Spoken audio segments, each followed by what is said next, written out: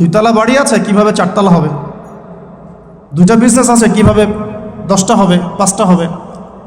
আমার 100% জমি আছে, কিভাবে 200% হবে? আল মাল আল মাল।